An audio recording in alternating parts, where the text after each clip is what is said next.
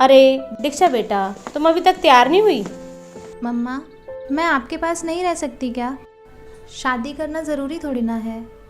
बेटा, लड़कियां तो पराया धन होती हैं, उन्हें तो दूसरे घर जाना ही होता है। अब मुझे भी तो तुम्हारे पापा शादी करके ही लाए थे ना। लेकिन मम्मा। बेटा टेंशन मत लो, आपके पापा ने देखा है उसको, लड़का बिजनेसमैन है, तुम्हें बहुत खुश रखेगा। देखना, तुम्हारी शादी भी हम धूमधाम से करेंगे, तेरे चाचा जी की तरह नहीं, जिन्होंने अपनी बेटी की शादी में कुछ भी नहीं दिया था। चलो अब उठो और जल्दी से तैयार हो जाओ, लड़के वाले आते ही होंगे। अरे मास्टर जी, बड़ी भाग्यशाली है आपकी बेटी, जो हमारे लड़के और फैमिली दोनों को पसंद आ गई। इससे पहले ना जाने कितनी लड़कियां देखी इसने, पर इसे कोई पसंद ही नहीं आई आज से पहले। बड़ी ही समझदार और संस्कारों वाली है हमारी बेटी। हमारा बेटा भी किसी मामले में कम नहीं है, लाखों में एक है हमारा लाल जी। ये तो और भी अच्छी बात है। वाह भाई वाह, दोनों ही बच्चे पढ़े लिखे और संस्कारी हैं। इससे बड़ी खुशी की बात और क्या होगी हमारे लिए। तो फिर देर किस बात की, कुंडलियां मिलवाकर शुभ मुहूर्त निकलवाइए। जी बिल्कुल। अच्छा तो मास्टर जी, बच्ची से पूछ के बता देना, चलते हैं।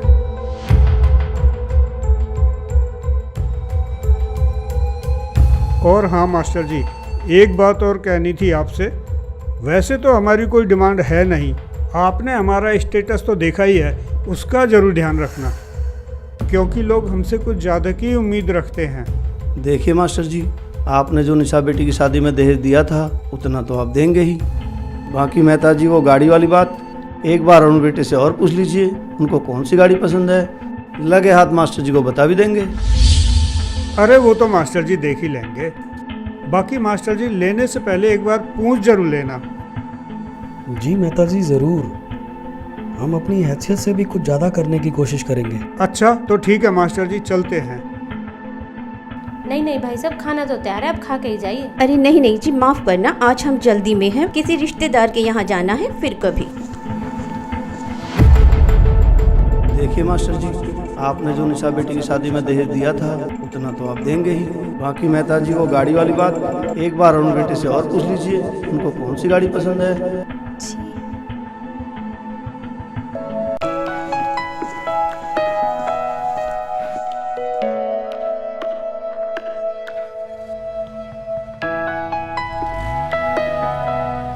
ठीक है तो मास्टर जी, चलता हूँ, इजाज़त दीजिए। अरे नहीं नहीं शर्मा जी, आप तो खाना खाकर ही जाना। हाँ हाँ शर्मा जी, खाना तो खा के ही जाइए। मास्टर जी, जरूरी काम से कानपुर जाना है, बस आप दीक्षा बेटी की शादी में दहेज की कमी मत छोड़ो। उसकी कोई दिक्कत नहीं है शर्मा जी, आपको तो पता ही है, हमने अपनी बड़ी बेटी निशा की शादी कितनी धूमधाम से की थी। हमारी बेटी सुखी रहनी चाहिए, हमें कोई दिक्कत नहीं है दहेज देने में। देखो मास्टर जी, उन्होंने मुझे कहा दहेज की बात करने को, सोचा आपको बता दूं ताकि बाद में कोई दिक्कत ना हो। अब आपको तो पता ही है मास्टर जी, वो हाई सोसाइटी के लोग हैं और लड़का भी बिजनेसमैन है, जो उनकी डिमांड भी इसी तरह की है। ओके नमस्कार, चलता हूँ।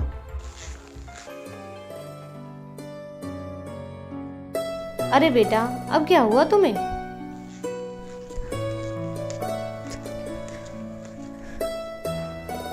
मम्मा प्लीज, नहीं करनी मुझे ये शादी। अरे बेटा, तुम्हें तो खुश होना चाहिए, कितना अच्छा परिवार मिला है तुम्हें। जैसे निशा बेटी की शादी धूमधाम से हुई है, वैसे ही तुम्हारी शादी भी हाई सोसाइटी में होगी, तुम्हारी बहन निशा की तरह। हाँ मम्मा, ऐसी जगह शादी कर दो कि मैं भी रोज रोज मरने की सोचूं दीदी की तरह। दीक्षा बेटा, ये क्या बोल रहे हो आप? मरने की बात और निशा के मन में हो नहीं सकता। हाई सोसाइटी में शादी हुई है उसकी, बढ़िया घर बार है, भला वो क्यों सोचेगी ऐसा? बेटा सच सच बताओ, बात क्या है? हाँ हाँ दीक्षा, बोलो बेटा बोलो। पापा, जिन्हें आप हाई सोसाइटी के और अच्छे व्यक्ति मानते हो, वो एक नंबर के घटिया और लालची लोग हैं। मैं जब पिछले महीने निशा दीदी के घर गई थी तो मैंने देखा। अरे दीक्षा, दीक्षा तू? हाँ दीदी, मैं। और कैसे हो आप? मैं ठीक हूँ, तू कैसी है? बस बिल्कुल ठीक। अंदर आजा। पता है, मम्मा तो मना कर रही थी कि अकेली कहाँ जाएगी, लेकिन मैं मानी ही नहीं। अरे रूपाली जी, हमारी बहू तो कैश, ज्वेलरी, फर्नीचर सब कुछ लेकर आई है। अच्छा, तब तो आपकी मौज हो गई होगी सुनीता जी। हाँ रूपाली जी, जब से हमारे घर बहू आई है हमारी तो मौज हो गई है। आप बताइए। अरे क्या बताएं सुनीता जी, हमारे घर तो ऐसी अभागन आई है कि अपने घर से तो कुछ लाई नहीं। शादी में तो कह रहे थे उम्मीद से ज्यादा देंगे, मगर दिया ही क्या, एक छोटी सी गाड़ी, थोड़ा सा कैश और कुछ ज्वेलरी देकर अपने घर का बोझ हमारे सर पर मढ़ दिया। लो, महारानी की बहन आई हैं।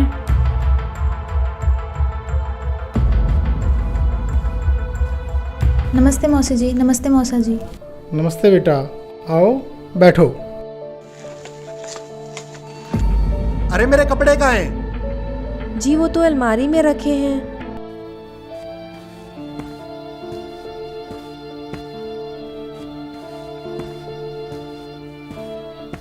अरे अभी तक कपड़े प्रेस नहीं किए, तुमसे कोई काम ठीक से नहीं होता। अब मैं बाहर क्या पहन कर जाऊं? जी अभी करती हूँ।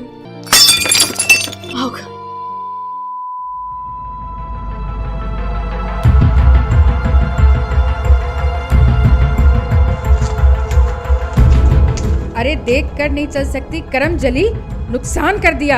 ध्यान कहाँ रहता है तेरा? अरे इसके तो रोज के यही काम है। मेरी किस्मत ही खराब है जो ऐसी वाइफ मिली। नुकसान करने में सबसे आगे और काम करने में। हाँ।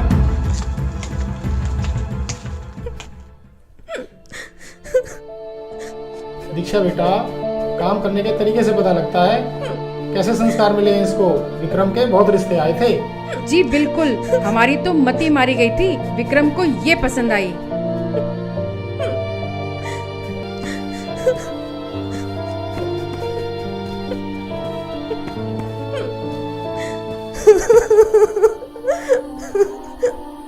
दीदी, क्या आप रोजाना इसी माहौल में रहते हो?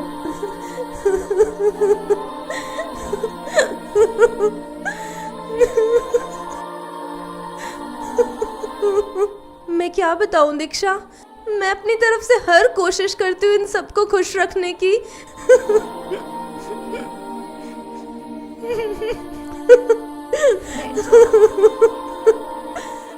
लेकिन इनके ऐसे व्यवहार से कभी कभी मन करता है कि सुसाइड कर लूं, बस ऐसे लोगों से छुटकारा मिल जाए।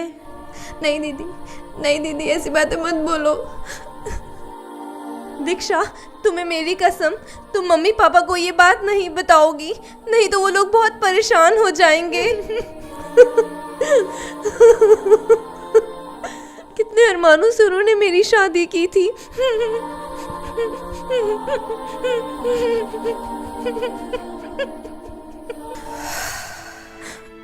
हाँ तो पापा जी, क्या ही नहीं कहते हाई सोसाइटी के एजुकेटेड लोग, जिनके अंदर इंसानियत नाम की चीज नहीं होती। छी, बाहर में जाए ऐसी सोसाइटी। बस दीक्षा, बस करो। अपने हिसाब से हमने रिश्ता अच्छा ही देखा था, और क्या नहीं किया हमने निशा की शादी में। लेकिन तो तुम क्या चाहती हो? तुम्हारे चाचा की तरह ऐसे समाज में तुम्हारी शादी कर दूं जो किसी रीति रिवाज को नहीं मानते? माफ करना पापा जी, लेकिन कौन से रीति रिवाजों को मानने की बात कर रहे हैं आप?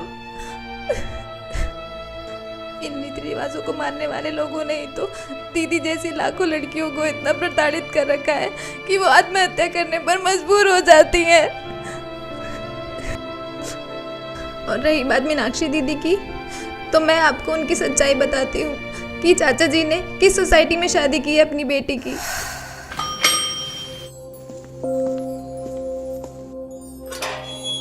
अरे दीक्षा बेटा। जी नमस्ते मौसी जी। नमस्ते बेटा, आओ आओ आओ बेटा आओ।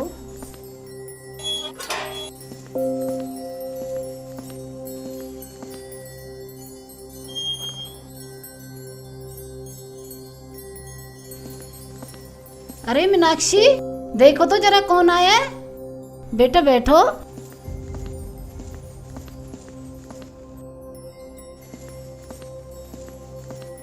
जी मम्मी जी। अरे दीक्षा, तुम? हाँ दीदी, मैं। और कैसे हो आप? मैं बिल्कुल ठीक हूँ, तू अपनी सुना? एकदम फर्स्ट क्लास। और घर पर सब कैसे हैं? ताऊ जी, ताई जी? सब एकदम ठीक है। आ जाओ बैठो। तूने तो मुझे सरप्राइज ही कर दिया बगैर बताए आकर। अरे मम्मी जी, आप बैठिए। आप बैठो, आ जाओ।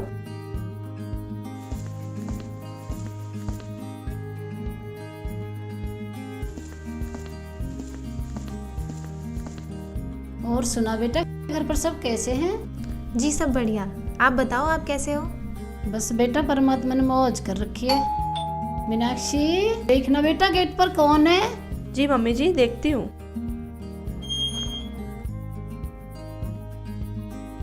अरे दीक्षा बेटी आई है क्या? नमस्ते मौसा जी। नमस्ते जीजू। नमस्ते बेटा, बैठो बैठो आप।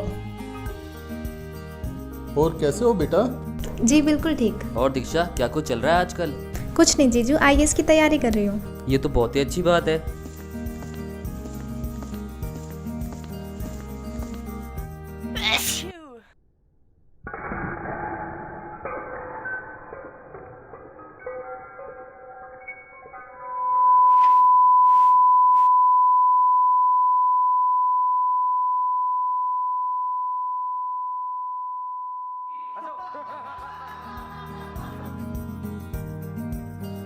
कोई नहीं बेटा, हो जाता है, इसे मैं साफ कर देती हूँ, आप और ले आओ।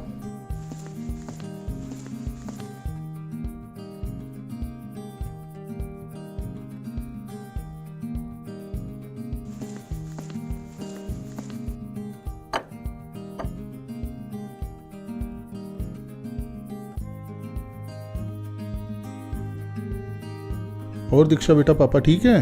जी मौसा जी। मीनाक्षी बेटा, दीक्षा बेटा को अपने कमरे में ले जाओ। दूर से आई है, थक गई होगी, आराम कर लेगी। जी पापा जी। चलो दीक्षा।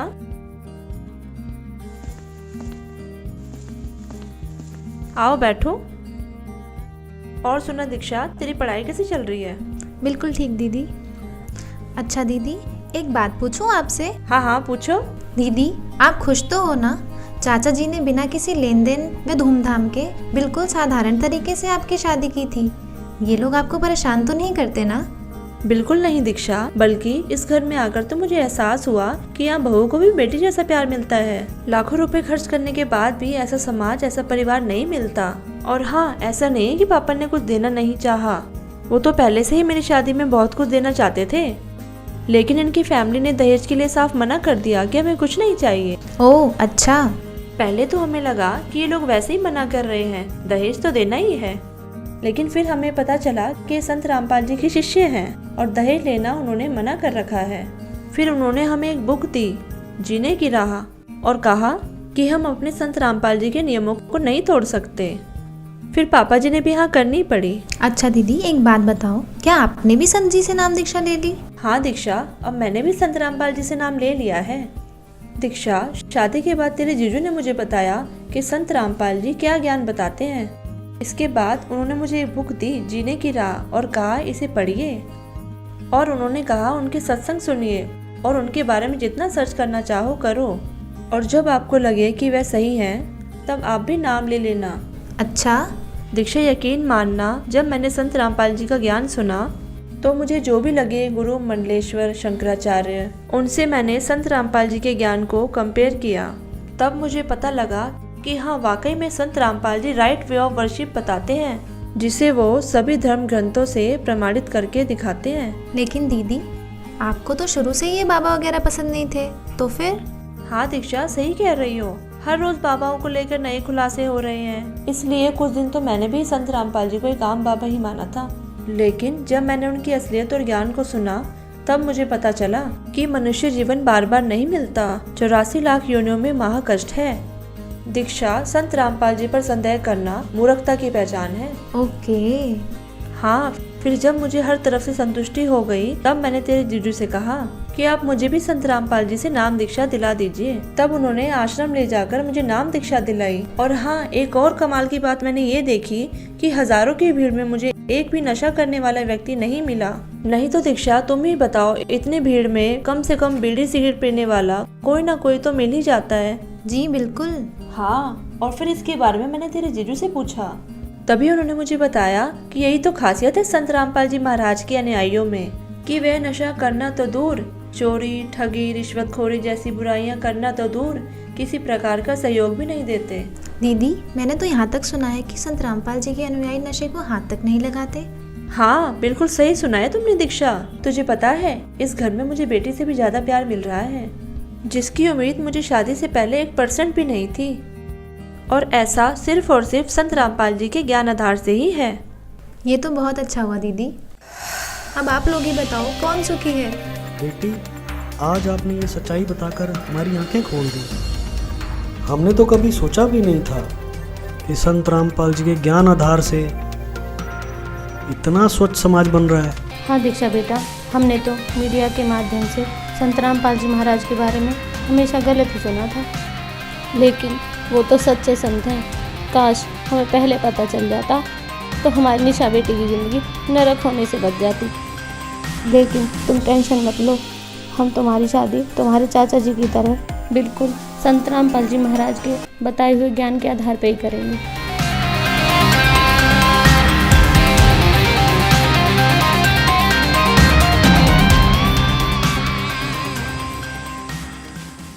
तो परमात्मा की शरण में आने के बाद वही विवाह आज आप देख रहे हो, उस परमेश्वर की कृपा से परमात्मा ने हमारा ज्ञान हटा दिया। यहाँ पर बच्चों का विवाह करा दिया जाता है और 5-7 भगत उनके रिश्तेदार आते हैं, घर वाले, और यहाँ आश्रम में उनका 10 रुपये खर्च नहीं होता। सिंपल रोटी जो रोज़ हम बनाते हैं वही खाएंगे। ये ड्रामाबाजी हमने नहीं करनी। बच्चों का संयोग परमात्मा जोड़ता है। हमारे इस नाटकबाजी से विवाह नहीं होता। विवाह तो मालिक ने कर रखा होता है और वचन से बच्चे एक दूसरे से जोड़े जाते हैं। जो लाखों रुपए में विवाह हुआ करता था, यहाँ वो फ्री ऑफ कॉस्ट हो रहा है। तो संस्कार चेंज कर दिए परमात्मा ने, वो हमारा लेन देन खत्म कर दिया और एक न्यारी उमंग होती है ऐसे सिंपल ब्याह करने में। तो पुण्यात्माओं, जिनके संतान नहीं है और ये भक्ति मार्ग जिनको मिल गया, उनको विश्वास भगवान पर हो गया कि जो मालिक कहता वो सही है, उनका कल्याण तो होया पड़ा है। और दूसरे जिनकी दृढ़ विश्वास मालिक पर हो गया, संतान भी है, बच्चा ने भी लाओ लाइन पर, कल्याण उनका भी गारंटेड है। इसलिए इस काल की व्यवस्था से अपने विचारों को ऊंचा उठाओ, परमात्मा पर विश्वास रखो। जो वो करते हैं वो सही करते हैं।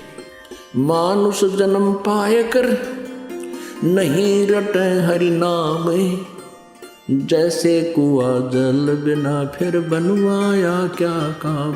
दोस्तों, आपने देखा कि जब दीक्षा संत रामपाल जी महाराज से नाम उपदेशी परिवार में जाती है तो ये देखकर हैरान हो जाती है कि देश में ऐसे भी परिवार हैं जो दहेज लेना पाप समझते हैं। कठोर से कठोर कानून बनाने के बाद भी सरकार की नीतियां दहेज लोभियों के सामने बोनी प्रतीत हो रही हैं। लाखों परिवारों को इस दहेज रूपी राक्षस ने बर्बाद कर दिया। संत रामपाल जी महाराज के आध्यात्मिक ज्ञान से दहेज जैसी बुराई ही नहीं बल्कि अन्य बुराइयों का भी अंत होता जा रहा है। दोस्तों, संत रामपाल जी महाराज के भक्ति नियमों पर चलते हुए इनके शिष्यों ने एक मिसाल कायम की है कि न तो दहेज लेंगे और न ही दहेज देंगे।